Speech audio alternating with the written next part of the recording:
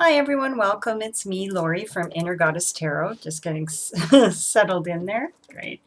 Okay, so today I'm going to give a little bit of a tarot tip or some useful information if you're learning tarot.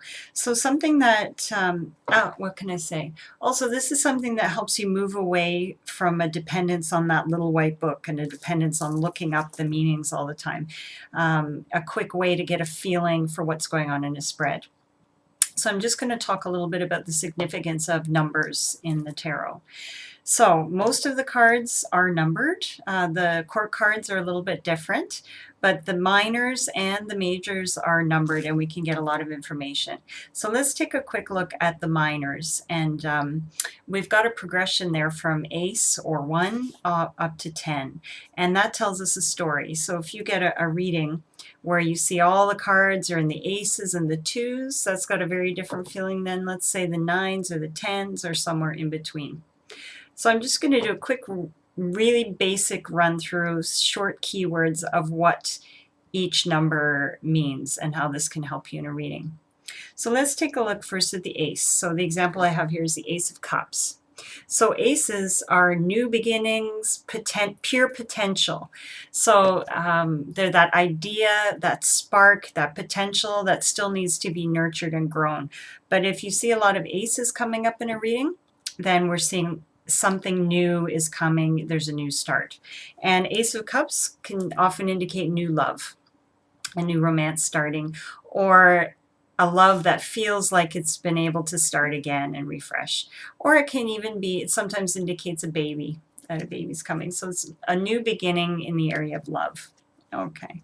So then next we move to the 2s, and naturally the 2s often indicate a decision needs to be made. So between 2 options, 2 people, 2 paths, this kind of thing. So usually they indicate that you've gone a step beyond that idea and now you need to make a decision or a choice to make it real. So for example, okay, let's see, we've got 2 of Wands here. So you can see there's a bit of a contemplative feeling here. This person has options. They've got the world in their hand, but now it's time to make a choice. Which way am I going to go forward? Have that vision and make the choice. 2 of Cups could be a choice in the area of love. You know, it's a very sweet romantic card, but it usually indicates, you know, some decision needs to be made, a choice and able to move forward. Okay, so then next when we get to the 3s, we get the idea of creation, of manifestation taking place here. So in the 2s, we have the feeling of something is gone beyond an idea. It's taking shape, but it's still not completely manifested in this world. So then when we get to the 3s, we have a little bit more solidity here. So the 2 of Wands had that feeling of vision and making some choices, you know, still dreaming a little bit. But we get to the 3 of Wands, okay, now we have those 3 things that they're firmly planted in the ground, they're manifesting. This card is saying it's time to make a plan, you know, but there's a feeling of creativity there. So creating, I mean something, manifesting it in the world with the number 3. Boy, I seem to have pulled a lot of wands here. I must be in a wandy kind of mood today. Because when we move to the 4, we get the idea of stability, security, 4 legs of a table, 4 walls of a house, that kind of thing. So for example, I just happened to pull the 4 of Wands here because I am must be in a fiery place today. But you can see they've built a structure here that has some solidity to it, some feeling of this is something that's going to hold up, right? So it often comes up in the context of family celebrations or celebrating the harvest, celebrating something that you've achieved, right? So anyway, 4s, stability. So if you see a lot of 4s coming up, you know that somebody is on solid ground here. Okay, so now we get to the halfway point of the cycle. So imagine, you know, for example, like you're starting to learn a new skill or something like that. At the beginning, you're all excited and fired up, the idea, the dreaming, it's great. And you feel like you've achieved something, you're enjoying it as a beginner, and then bang, you hit the 5. And it's like things are not quite so much fun anymore. Things are hard.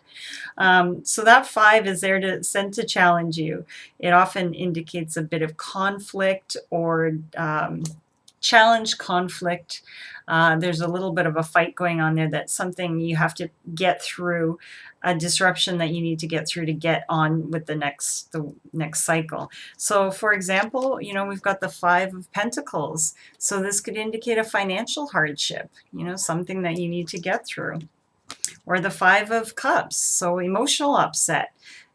Learning how to deal with those spilled cups and be able to move forward with the resources that you still have. So if you see someone's spread that has a lot of fives in it, you can think, okay, what's going on here? They've hit a challenge. Let's get them through it. Because then when we move into the sixes, we have more of a feeling of beauty and joy, achievement, victory, harmony. So for example, again, sorry, you're going to have to put up with a few more wands here. We've got the Six of Wands, which is sometimes called the victory card. So everyone's getting along, there's harmony, whatever was going on with the disruption of those fives, we've moved through into a better, smoother, a place of smoother sailing, and something good is going on there. But so then when we move on to the sevens, these sevens bring back a little bit of that, that challenge. So things are going smooth for the six, but the seven, you still got to prove yourself. You still got to achieve something. So for example, we've got the Seven of Wands. Bit of a struggle here. They've made headway, but they've got to fight to stay on top. So it can be a little bit of a challenge as you're learning to use your new skills, or as you're growing and going through this growth cycle. There's still, the sevens can indicate a little bit of a challenge. And then when we get to the eights, eights are a card of reprioritizing things, reevaluating things, adjustment, this kind of feeling. So it's like you reach a point where you have achieved something and you got to reassess your position. Am I going in the right path? Do I need to make any adjustment anywhere? So there we've got the Eight of Cups. Okay. And then the Nine, we move into a feeling of some endings. So 9 is getting close to the end of the cycle. So we're at a point where you can expect completion of a goal. You can expect that something is going to be ending soon. So with the Nine of Pentacles, she's achieved her goal of a comfortable life here and some independence. But the next step, we're going to see something ending. So finally, we get to the tens. This is the end. This is true completion. So you can't get much more ending than the Ten of Swords there. Something is going to end. And you know what? Often this is a relief. There's a feeling that, it's definitely over. There's no fooling around anymore, kidding myself. It's over. So tens are completion. Something is ended. Something is over. But then next we start again. So we go back to that new beginning. So I think it's a really useful way to use the numbers of the cards. So always look at where the person is in the cycle. So as I say, if they're getting a lot of aces, things are new. There's potential, but they need to be nurtured. If it's a 10, something's ending. Let's see how we can go through that transition in a smooth way. If you're at a 5 in the middle, got some challenges to get past, but usually you can push on through. So thanks for listening. That's me, Lori, from Inner Goddess Tarot. Please visit my website at innergoddesstarot.com. And please let me know what topics you'd like me to cover in future videos. You can comment below or contact me at info@innergoddesstarot.com. Thanks. Bye.